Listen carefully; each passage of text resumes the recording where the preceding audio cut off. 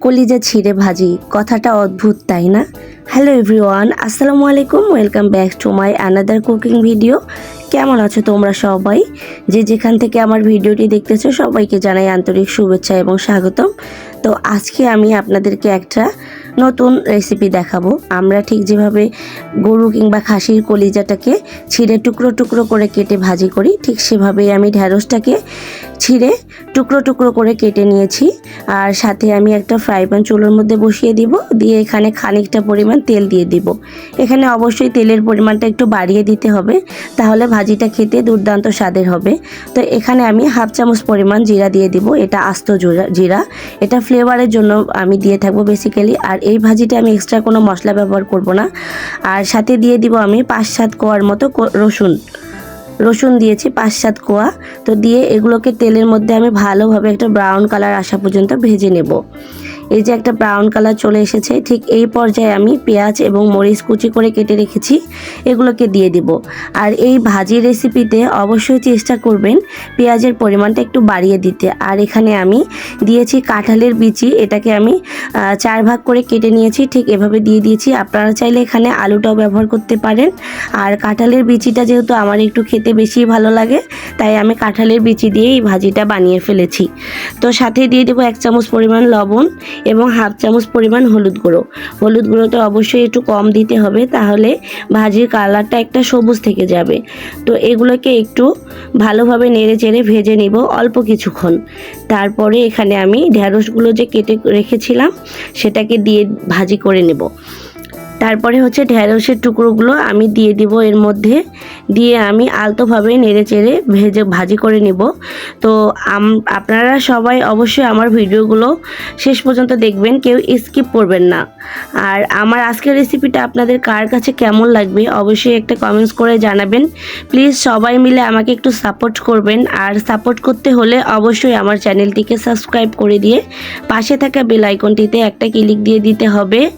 তো আমি নতুন নতুন রেসিপি আপনাদের মাঝে শেয়ার করার চেষ্টা করি, জানি না কার কেমন লাগে। আর ইউনিক কোনো রেসিপি প্রয়োজন হলে অবশ্যই কমেন্টসে জানিয়ে যাবেন, ইনশাল্লাহ আপনাদের কাছে প্রেজেন্ট করার চেষ্টা করব। তো আমি হালকা করে ঢাকনা দিয়ে দিয়ে এই ভাজিটা বানিয়ে ফেলবো। অবশ্যই ঢাকনাটা দিতে হবে, তাহলে ঢ্যাঁড়স থেকে যে পানিটা বের হবে সেটা সম্পূর্ণ বের হবে এবং সাথে সাথে পানিটা শুয়ে চলে যাবে। তো অবশ্যই আমি ঢাকনা দিয়ে দিয়ে ভাজিটা করেছি।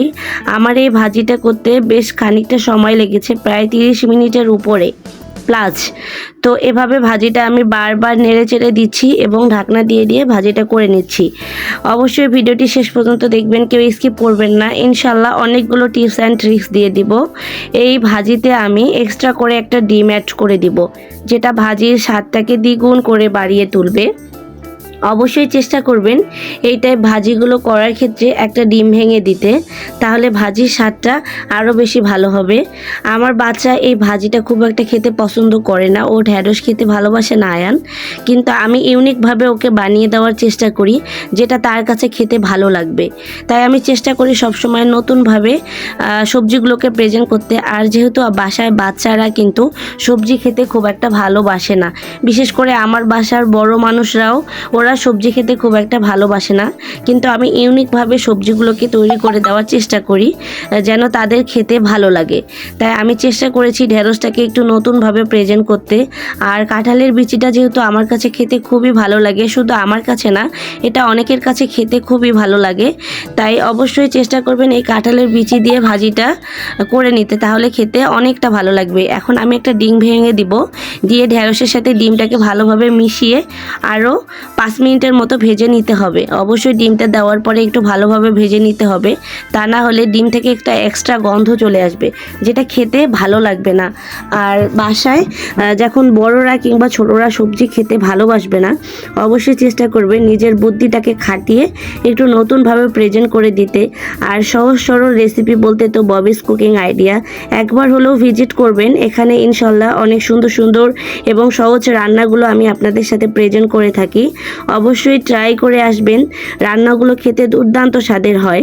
আমি চেষ্টা করি আমার বাচ্চারা যেভাবে খেতে পছন্দ করে, বাসার বড়রা যেভাবে খেতে পছন্দ করে, আমি চেষ্টা করি তাদের মন মতো করে দেওয়ার। আর তারা মাঝে মধ্যে এই সবজিগুলো অনেক মজা করে খেয়ে থাকে। যখন আমি একটু ভিন্ন স্বাদ আনার চেষ্টা করি তখন তারা কিন্তু সবাই খেতে খুব বেশি ভালোবাসে।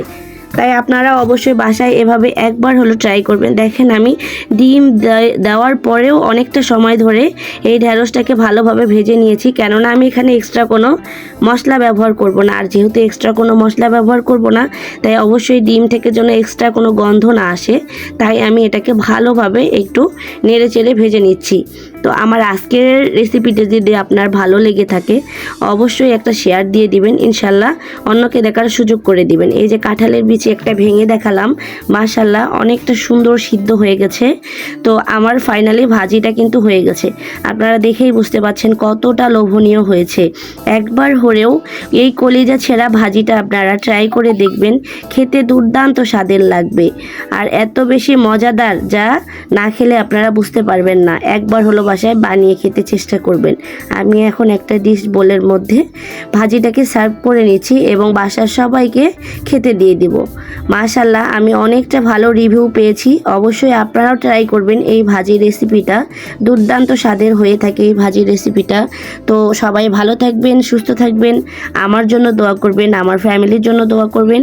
যারা শেষ পর্যন্ত ভিডিওটি দেখেছেন সবাইকে জানাই অসংখ্য ধন্যবাদ। সবাই ভালো থাকবেন, সুস্থ থাকবেন, আল্লাহ হাফেজ।